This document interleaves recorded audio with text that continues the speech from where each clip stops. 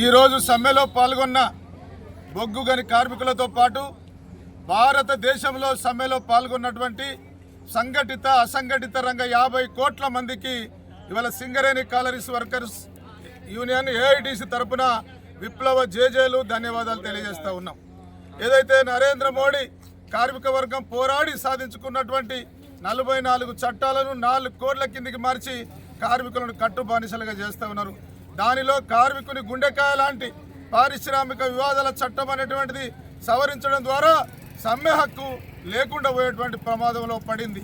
ఈ డెవలప్మెంట్లోనే భారతదేశం మొత్తంలో ఉన్నటువంటి పబ్లిక్ సెక్టర్లో బొగ్గు రంగంతో సహా ప్రైవేటీకరణ, కాంట్రాక్టీకరణ, ఉదారీకరణ పెట్టేసి అసలు భారతదేశంలో పబ్లిక్ సెక్టర్లే లేకుండా చేసేటువంటి పరిస్థితి కనబడతా ఉంది. బొగ్గు రంగంతో పాటు ఎల్ఐసి, బిఎస్ఎన్ఎల్, రైల్వేసు, విమానయానం, ఓడరేవులు, ఇవాళ మిలిటరీకి మందుగుండు తయారు చేసేటువంటి ఆర్డినెన్స్ ఫ్యాక్టరీలో ఉన్నటువంటి ఉద్యోగులందరినీ కూడా ప్రైవేటీకరణ చేసేటువంటి లక్ష్యంతో ముందుకు వెళ్తా ఉన్నాడు. ఈ డెవలప్మెంట్ కనుక ఇలానే కొనసాగితే భారతదేశంలో కార్మికులు ఉండేటువంటి పరిస్థితి లేదు. ప్రధానంగా ఈ 4 కోట్ల ద్వారా తీవ్రమైనటువంటి సంక్షోభంలో కార్మిక వర్గం నెట్టబడతా ఉంది.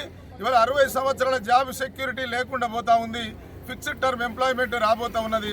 2 సంవత్సరాలు 3 సంవత్సరాల కొరకు ఈ అద్దె ప్రాతిపదికన ఇవాళ ఉద్యోగులను తీసుకొని 3 సంవత్సరాలు 2 సంవత్సరాలు కాగానే బయటికి వెళ్ళగొట్టేటువంటి పరిస్థితి. మేడే అమరవీరుల సాక్షిగా 8 గంటల పని దినం అనేది రేపు 12, 14, 16 గంటలు కాబోతా ఉన్నది. ఏదేని ఉద్యోగికి సంబంధించినటువంటి మూల వేతనంలో 50% మాత్రమే అలవన్సులు ఉండాలని చెప్తా ఉన్నారు. కార్మికుడు దిగిపోయిన తర్వాత లక్షల రూపాయలు వచ్చేటువంటి పిఎఫ్ పైన నరేంద్ర మోడీ ప్రభుత్వం కన్నుబడింది. ఇవాళ 100 రూపాయలు ఉద్యోగి సంపాదిస్తే 12 రూపాయలు రికవరీ అయితే 12 రూపాయలు యాజమాన్యం వేసేదాన్ని 10 రూపాయలే రికవరీ చేయడం వల్ల 10 రూపాయలు ప్రభుత్వాలు వేస్తూ ఉన్నాయి. 100 రూపాయలకు 2 రూపాయలు ఉద్యోగి నష్టపోతా ఉన్నాడు.